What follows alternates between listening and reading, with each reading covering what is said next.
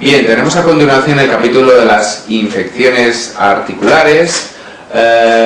Este dibujo que podemos comentar precisamente nos recuerda cómo un germen, una bacteria, puede llegar al interior de una articulación y producir una artritis, una infección articular, una artritis séptica.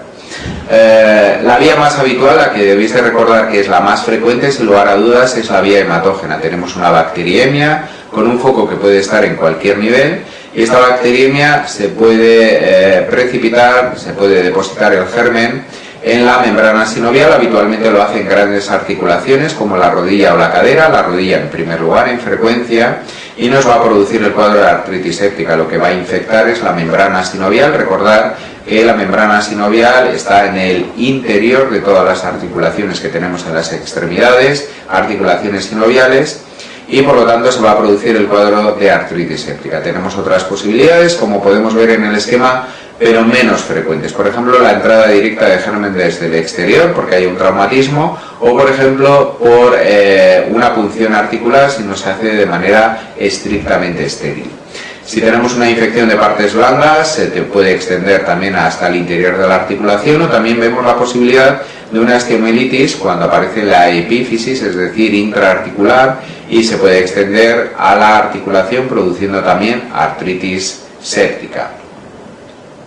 Bien, siempre que nos plantean una pregunta en la cual hay una sospecha de artritis séptica, esta pregunta suele incluir un cuadro monoarticular agudo. La rodilla, como decíamos, será la localización más habitual, y nos debemos de plantear siempre, para establecer el diagnóstico, como medida prioritaria la artrocentesis y el examen de líquido sinovial, incluyendo por supuesto el examen microbiológico.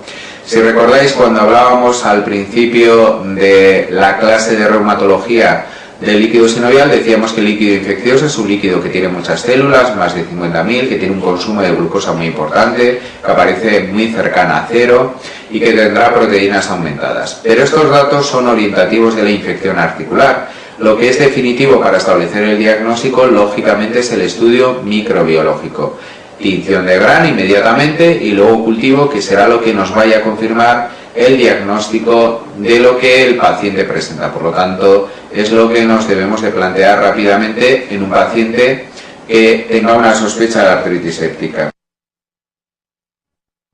Así, la pregunta que vemos a continuación nos habla de una paciente diabética que tiene 46 años y que tiene dolor e impotencia funcional en el tobillo desde el día anterior, 24 horas, con fiebre elevada de 38,5. Inmediatamente pensamos en la posibilidad de artritis séptica. Analítica con leucocitosis, velocidad de sedimentación discretamente elevada, igual que la proteína C reactiva, y nos encontramos con hiperglucemia y nos dice qué deberíamos hacer a continuación.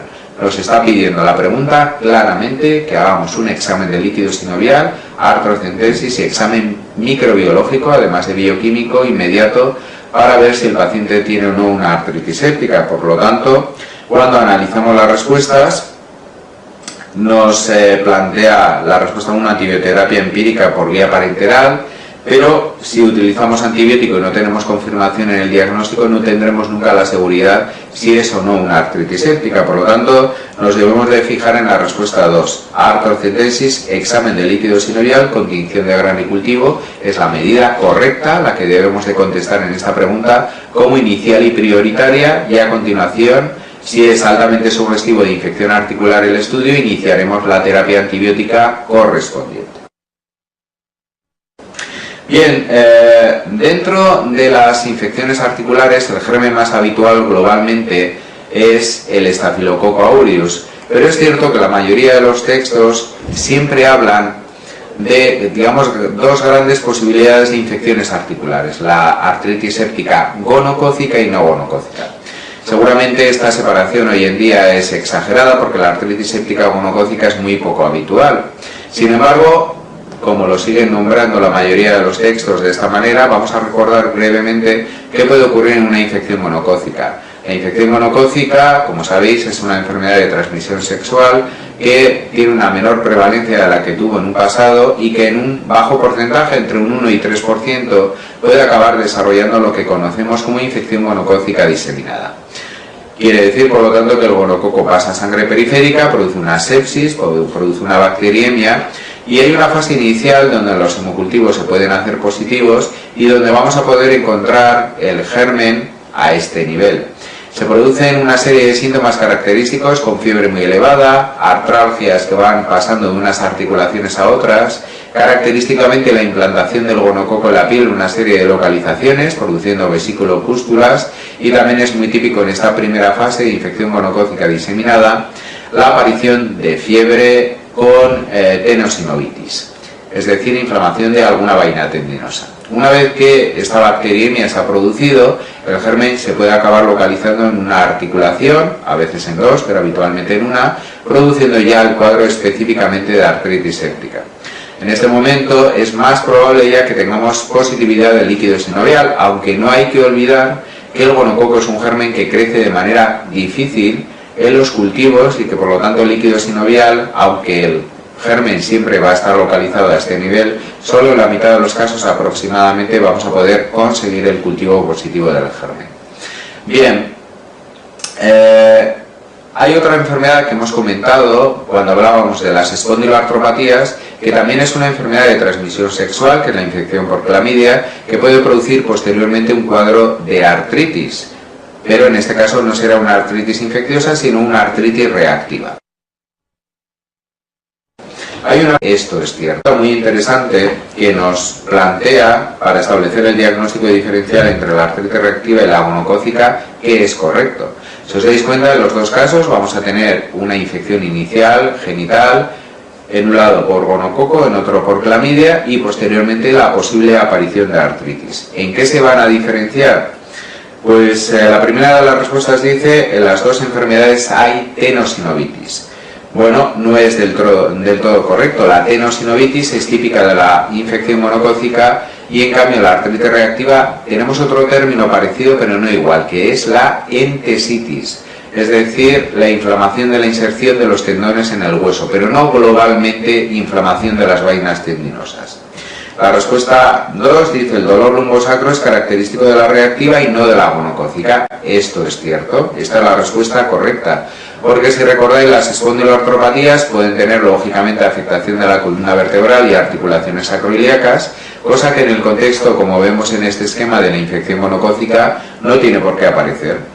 La respuesta 3 hay que aclararla. El cultivo en el cervix en una mujer de gonococo excluye el diagnóstico de reactiva. En realidad, en este caso os debéis de plantear la posibilidad de que haya una infección mixta por gonococo y clamidia. Entonces, en alguna ocasión podemos encontrarnos que el paciente lo que ha desarrollado es un cuadro de artritis reactiva secundaria a la clamidia, aunque tenga infección gonocócica a nivel genital.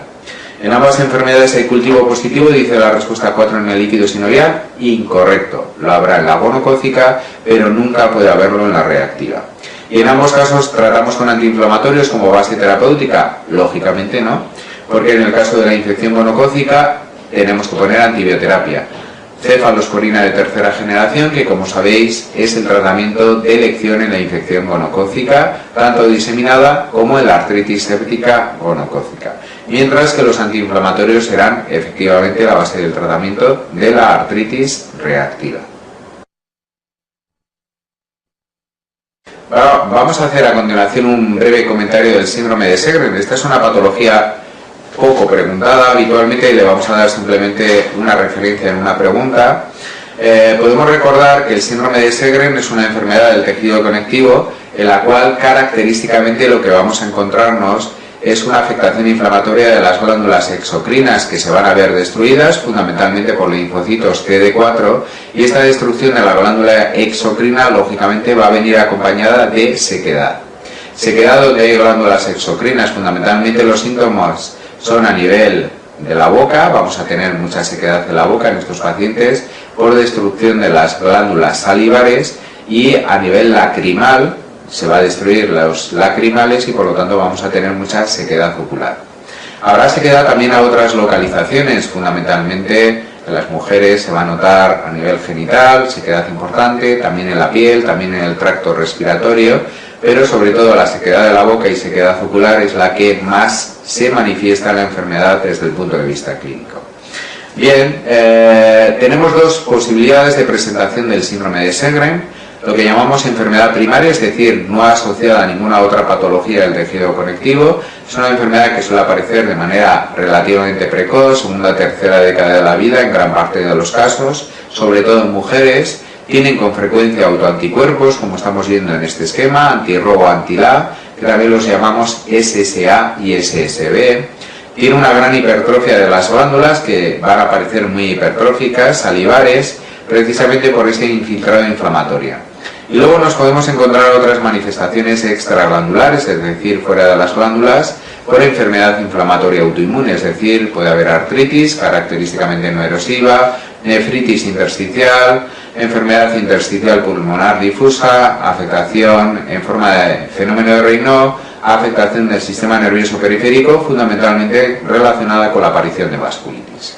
En cuanto a la forma secundaria de síndrome seco, la artritis reumatoide, como ya hemos comentado en el capítulo correspondiente, es la enfermedad que con más frecuencia produce un síndrome seco, un síndrome de Sjögren secundario.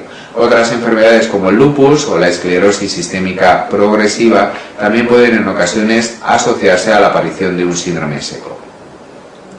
¿Cómo estableceríamos el diagnóstico cuando hay una sospecha de síndrome seco? Aquí, esta imagen que estamos viendo ahora son las técnicas que podemos utilizar cuando hay una sospecha de síndrome de Sjögren para establecer el diagnóstico.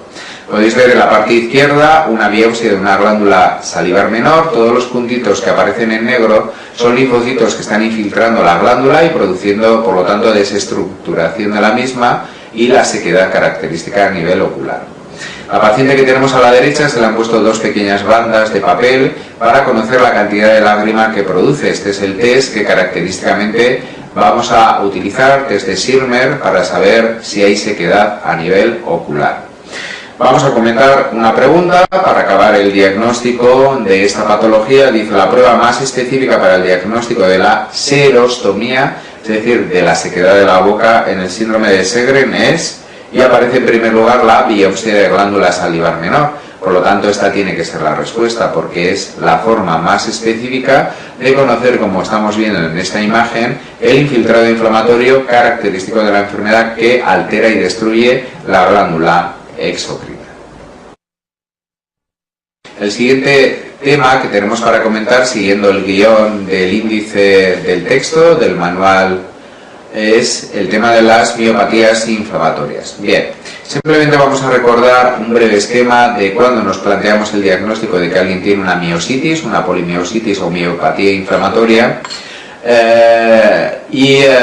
cómo vamos a establecer su diagnóstico, y comentaré brevemente cómo haremos el tratamiento. Bien, ¿qué tiene un paciente con una miositis, con una polimiositis? Lo que va a tener fundamentalmente es una afectación inflamatoria de la musculatura estriada, sobre todo proximal, tanto de extremidades superiores como inferiores. Por lo tanto, el motivo de consulta va a ser fundamentalmente la debilidad muscular de predominio proximal. Vamos a encontrarnos igualmente, cuando hacemos la analítica en este paciente, como hay destrucción de fibras musculares, lógicamente elevación de estas en sangre periférica, por lo tanto la CPK, la aldolasa, que son enzimas musculares, pero también la LDH o la GOT, las vamos a poder comprobar elevadas en sangre periférica.